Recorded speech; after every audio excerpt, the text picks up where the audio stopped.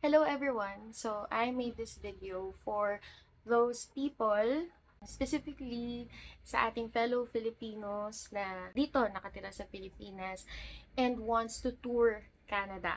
Gustong kumuha ng TRV or ng Temporary Resident Visa. I did mine few months ago and it is purely DIY and marami pa rin akong nakikita sa mga groups that they want to have TRV. Iba, nalilito sila kung ano yung process. As someone who experienced the whole process, I wanted to share my own experience and hopefully makatulong din ako. Let's get started with the process and kung ano yung mga kailangan. Okay, so there are 5 steps in applying for a TRV or a tourist visa. So, for the first step or our step 1 is to lodge your application. Ito yung pinaka-tedious na process kasi dito ka mag-upload ng files. At ito din yung pinaka-technical na part kasi dito nakasalalay yung approval ng iyong application. So, there are 2 ways or there are 2 channels wherein you can submit your application. So, first is the GC key and the second one is the IRCC portal. So, there are some differences when it comes to 2. Kasi doon maraming nalilito. Like, ano po bang difference? Mas madali po bang pumasa sa IRCC portal? Yung mga ganon. So, the first difference na napansin ko sa kanila is for the IRCC portal, mas konti yung documents na hinihingi niya compared sa GCK. Pangalawa, hindi mo na kasi kailangan mag-submit ng forms sa IRCC portal compared sa GCK. Sa GCK kasi, meron kang mga i-fill out na mga forms and then you have to upload it. And sometimes, doon nagkakaroon ng problem. Sa IRCC kasi, direkta mo na siya sasagutin sa IRCC portal. Third one is, mas maliit yung maximum file size na pwede mong i-upload. Ang maximum file size for IRCC portal is 2 MB. Whereas for GCK, mas malaki siya. Up to 4 MB yung pwede mong i-upload na file size. So, yun yung mga main differences nila. I'm not sure kung ano pa yung mga iba nilang differences, pero based on my observation, yun yung top 3. Ako, personally, I lodged my application through GCK. So, yun yung mas mapag-uusapan natin dito. For lodging your application, una is you have to create an account. So, yun nga, whether create an account sa GCK or sa IRCC portal. With GCK kasi, medyo tedious na mag-login kasi nga, masyado siyang secured. Upon logging in, username ka and then may password ka.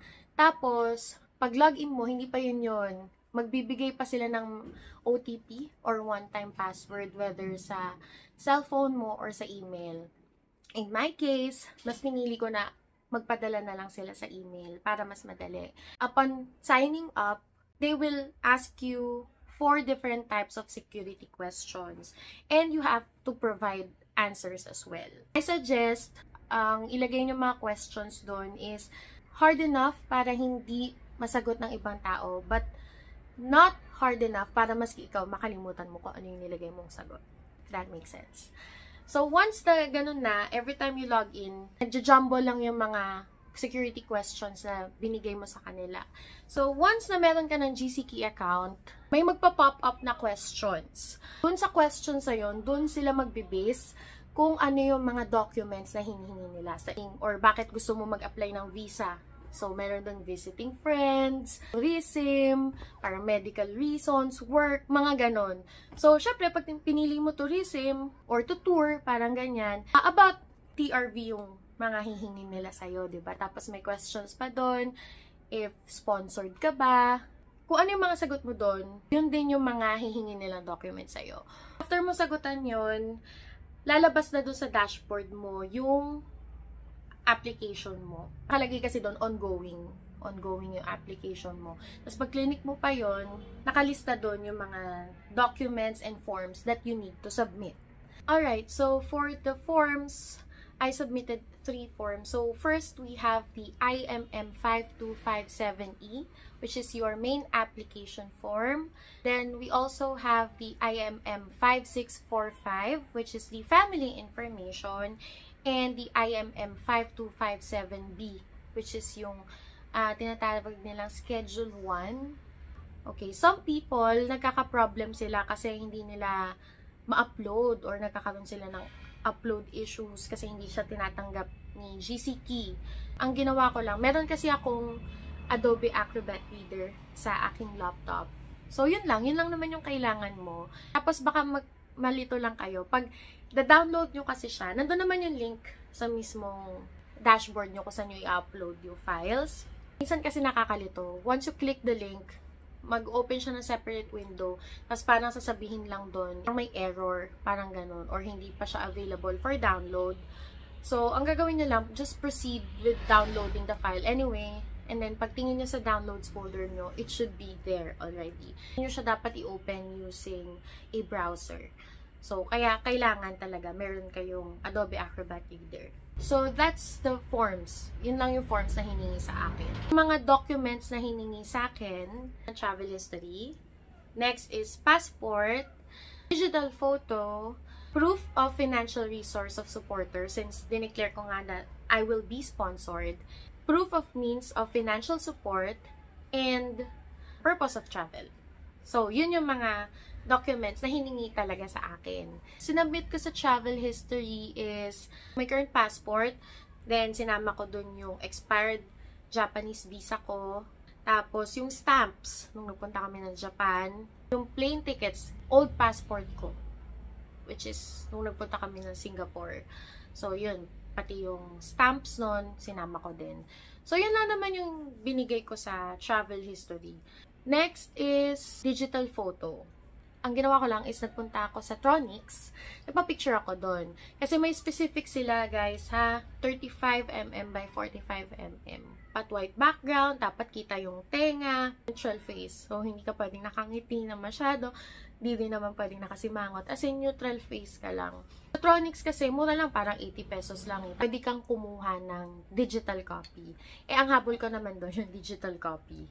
So, ida-download mo lang yun while you're inside the store, and then, yun na. Next is passport. So, for the passport, ang in-upload ko lang, yung current passport ko, yung pinaka-bio page ng passport ko, tapos kung ano yung laman, expired visa ko, na from Japan, tapos yung mga stamps, nung nag-Japan kami, departure, arrival, pati yung stamps dun sa Japan, yun lang yung sinama ko. Now, for the proof of financial resource of the supporter, dito magpo-fall yung mga documents na need mo from your sponsor. So, yung sponsor mo, kahit sino naman, basta lang ma-provide mo kung ano ba yung relationship mo. Basta ma-establish nyo lang well bakit kailangan kanyang i-sponsor o bakit kanya i-sponsor, bakit kanya ini-invite, ganon. Hindi naman siya necessarily talagang kailangan ang sponsor mo lang yung nasa Canada, yung mga ganon. Hindi. Kasi ako, ang nag-sponsor sa akin is yung lola ko. Siya yung main sponsor ko. Tapos, secondary sponsor ko yung tita ko. So, nandito sila. Kasama ko sila dito sa bahay. Pero, hindi sila sumama sa akin sa Canada. So, pinovide ko lang, first is letter from the sponsor, stating in the letter na they can support me financially para sa aking 1-week trip sa Canada. Tapos, indicate din doon kung how much money are they willing to sponsor me. Other contents ng letter is yung relationship ko dun sa sponsor ko. So, sinabi dun sa letter na apo nga ako nung lola ko, tsaka pamangkin ako nung tita ko. Nag-attach din kami ng bank certificate, good for 4 months. Bank statement, good for 4 months din. Pictures namin na magkakasama. Birth certificate, para lang ma-prove yung relationship namin. Proof kung saan nanggagaling yung funds ng lola ko. So, meron siya business. So, nag-submit ako ng business permit. Sinama ko yung pensioner's ID niya. And for the proof of means of financial support, kahit naman sponsored ako, nagpasa pa din ako ng bank certificate, bank statement, COE, payslip ko for the past 4 months. Nag-submit din ako ng approved vacation leave. And yung letter nung sponsor ko. Lastly, purpose of travel. So, dito napapasok yung itinerary, yung plane ticket, yung accommodation, and if you have other agendas, ganyan. Isa sa mga questions na lagi kong na-encounter. Like, kailangan ba na mag-book na kagad ng flight? Well, hindi. Tapos, hindi mo rin naman kailangan mag-book ng dummy ticket. Una sa lahat, hindi mo kailangan mag-book ng flight agad. Kasi paano pag na-deny ka?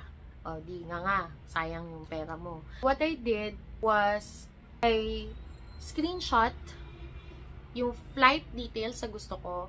Round trip yon. Yung screenshot na yon, yun yung in-attach ko. Tapos, accommodation, nag-book ako via booking.com. Hindi siya hotel. It's like parang Airbnb feels, pero sa booking.com ko na-book. Lastly, itinerary. Kung ano yung gagawin ko sa Toronto, saan ako pupunta. As in detailed itinerary siya. Nag-search lang ako sa Google. Mga sample itineraries. Ganyan. Tapos nag-search lang din ako sa saan ba magandang mamasyal. Sa optional documents, na-mention ko pa kanina, diba? Yung form na IMM 5257B. And the other one is yung client information. The client information, dun yung i-upload yung letter of intent. And I believe talaga that the letter of intent is very important. Even though optional siya, for me, it is important. Since online mo lang kasi isasubmit lahat ng application mo, importante siya kasi hindi ka naman i-interview eh. So, sa letter of intent, doon mo ma-explain lahat ng mga pinasa mong documents. Doon mo sila mapagtatagpi-tagpi lahat. And doon mo ma-explain na mabuti sa immigration officer na magtitingin ng application mo kung bakit ka pupunta doon. And doon mo rin pwedeng i-state na clear naman yung intentions mo. Doon din nila makikita kung nagpo-fall into place ba lahat ng mga documents mo. Kumbaga aligned lahat ng mga information na pinaglalagay mo doon. I highly suggest that in making your letter of intent, be as precise as possible, pero dapat short lang. Short and precise. Hindi mo naman kailangan ng napakahaba na letter, no? Kasi, tatama rin silang basahin yon. 1 page is enough. Just be clear and true to your intentions. Bakit ka nag-a-apply for TRV? And also, hindi mo naman kailangang i-upload lahat ng documents on the same day. Hindi siya yung parang, pagka-sign up mo sa GCKey, kailangan ma-upload mo na kagad. You only have 24 hours. Hindi ganon. GCKey will be giving you 60 days to complete. That's already enough. Kasi madali naman kunin yung mga documents eh. Tapos yun nga, kung ano nang yung meron ka, pwede mo pa isa-isa i-upload. For example, yung sa passport. So, pwedeng yun lang muna. Habang kumukuha ka pa ng bank certificate, bank statement. So, yung passport muna. Bukas, pag nakuha mo na yung bank certificate mo, bank SOA mo, yun naman na yung pwede mong i-upload. Now, with GCKey kasi, and also with IRCC portal ha, they only allow you to upload 1 file for each category. So, for example, yung category mo is, yun nga, yung travel history. Hindi mo kasi sila pwedeng i-upload isa-isa. So, it has to be compressed and compiled in 1 file. Nagsama-sama ko siya into 1 PDF file. So, if you open that PDF file, nandun yung picture ng passport ko, yung picture ng stamps, yung picture, yung ganon. So, sa isang file, meron siyang, bawa 5 pages. Ganon. Kasi, yung isang page para sa passport, yung isang page para dun sa stamps. Yun. Tapos, nasa isang file lang siya. So, yun yung i-upload nyo. I hope that makes sense. Nung una kasi nalilito din ako. Pag nandun ka na, okay, ganun pala siya. Once na na-upload nyo na siya lahat, you will be now going to the step 2 of the process, which is payment. Babayaran mo na yung visa application fee plus yung biometrics fee. So, ang total nun is 185 Canadian dollars or nasa 10,600 depende sa palitan.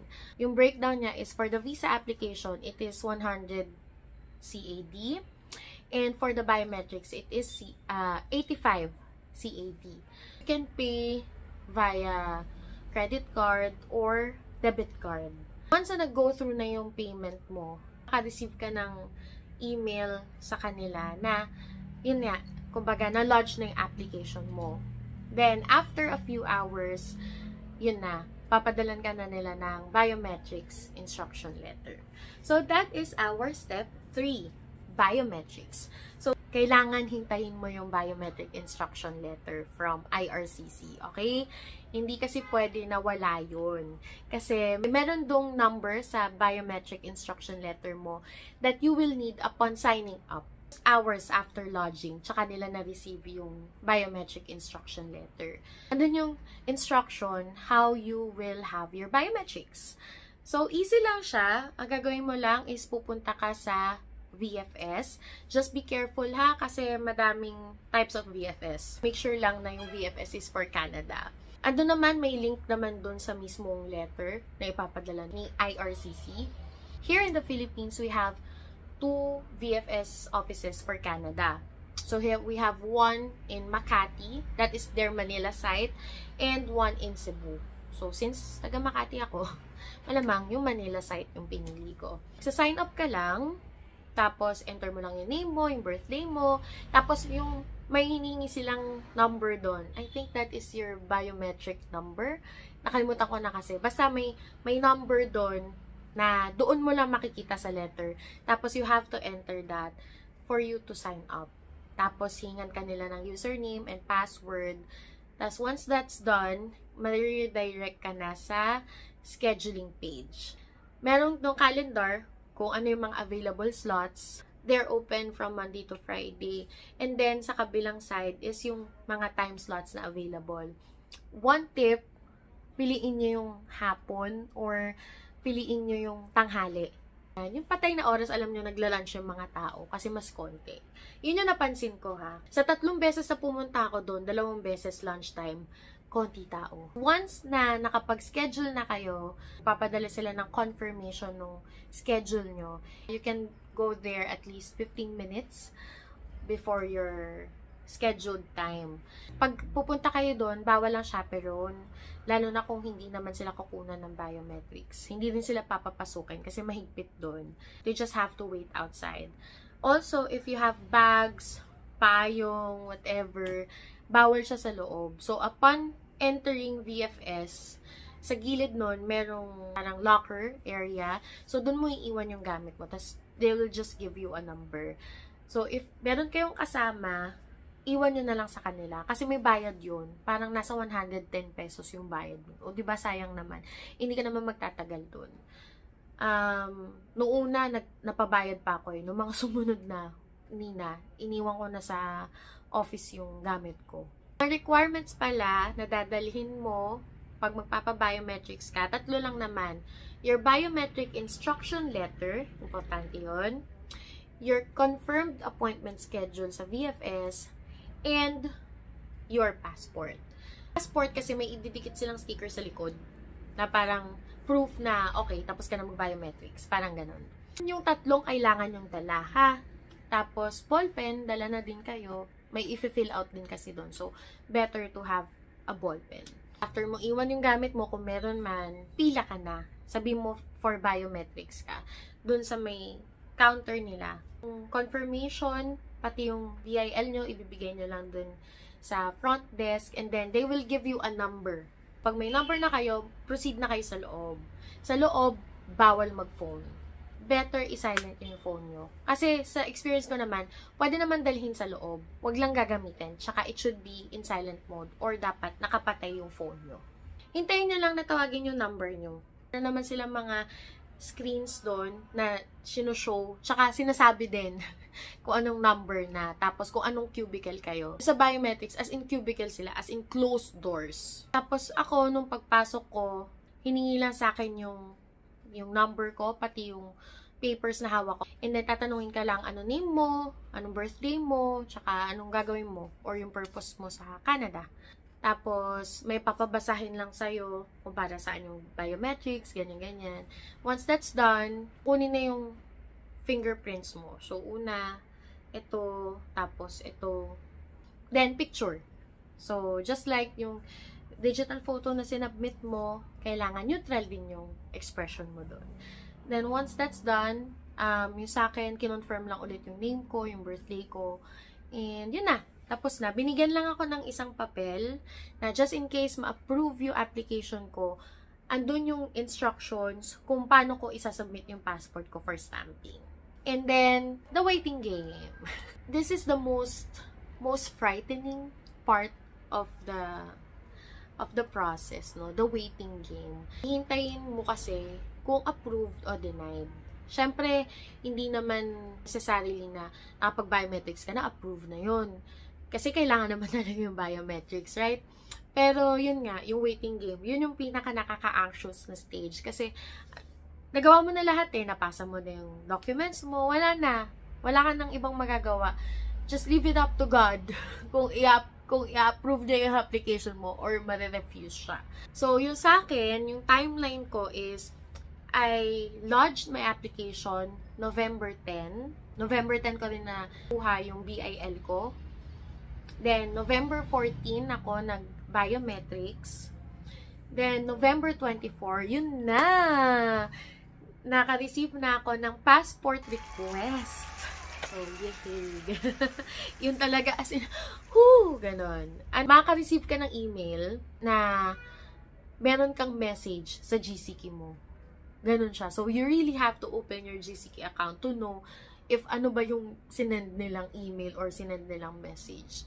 So, nung naka-receive na ako nung ganong email. Sabi ko, hala, kabado na ako. Like, ano ba to? Pasado ba ako? Or what?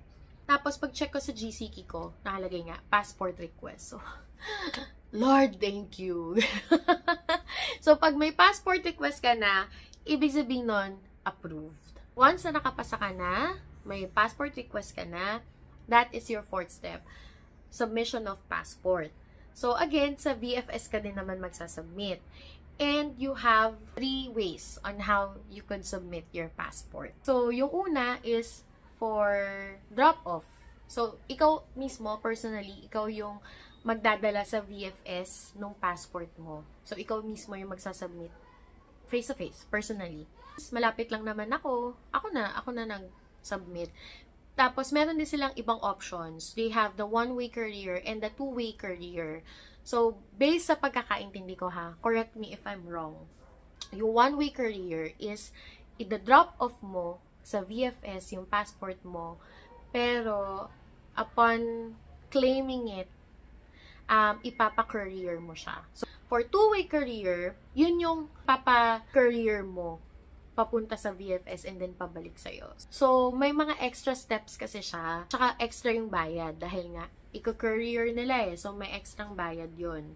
Tapos, ang alam ko, tinatanggap ng nila na payment for that is manager's check. So, nakalagay naman doon sa mismong papel kung magkano yung exact amount na ilalagay nyo. Kasama siya doon sa passport nyo kapag pinadala nyo sa VFS. Kasama dapat yung manager's check. Mas matagal kasi siya. Kasi nga, it will take time. No, dadalhin sa embassy yung passport for stamping, tapos ibabalik sa VFS, tapos i-courier pa. So, it will take extra days para makabalik sa inyo. Pero kung hindi naman kayo nagmamadali, di ba? Why not? Go ahead. November 28, tsaka ko na-submit yung passport ko.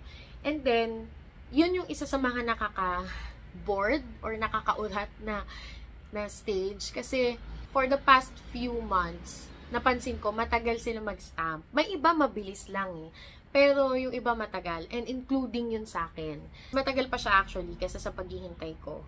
Kasi 10 days lang yung approval ko. Pero yung sa passport ko, it took almost 2 weeks bago na-update. Yung bago na stampan. And then, saktong 3 weeks bago ko nakuha yung passport ko. Kasi, I submitted my passport November 28. Then, November 29, based dun sa tracker, pinadala na siya sa IRCC. After that, wala na. As in, wala na akong balita. And then, December 13, I clearly remember that. December 13, nagkaroon ng update sa GCK ko. Nagkaroon na ako ng counterfoil sa GCK. So, pag ganun guys, ibig sabihin, nagkaroon na ng stamp yung passport ninyo. Usually, validity is multiple entry naman up to the expiration date of your passport. So, since sa akin, sa 2029 pa yung passport expiration ko. Up to 2029 ko rin pwedeng magamit yung visa ko. So, kung bago lang yung passport nyo, 10 years pa, edi may 10 years validity kayo, di ba? Sa VFS pala, same lang din yung process. Hindi nyo na kailangan magpa-schedule ng appointment. Sa biometrics lang yun. So, kung magda-drop off kayo ng passport and magki-claim kayo ng passport, same lang siya. Ano lang yun? Walk-in lang yun. Sasabihin nyo na sa guard, papasa po ng passport or magki-claim po ako ng passport. Ganun pa din. Bibigyan kayo ng ticket number, tapos hintayin nyo matawag yung number nyo, tapos papasok ulit kayo dun sa cubicle, tapos dun yung ipapasa yung passport ninyo. Bibigyan kayo ng receipt. Tapos, sa likod nun, may sticker na doon nakalagay yung tracking number nyo. Tapos, tatanungin din kayo kung gusto nyo bang mag-avail ng SMS. Parang nasa 200 something yun. I think when you avail the SMS, magkakaroon din kayo ng email updates. Kasi ako, never ako na-update sa email. So, I think magkasama yun, SMS and email. Na kapag, halimbawa, napadala na sa IRCC for stamping, i-email kayo and iti-text.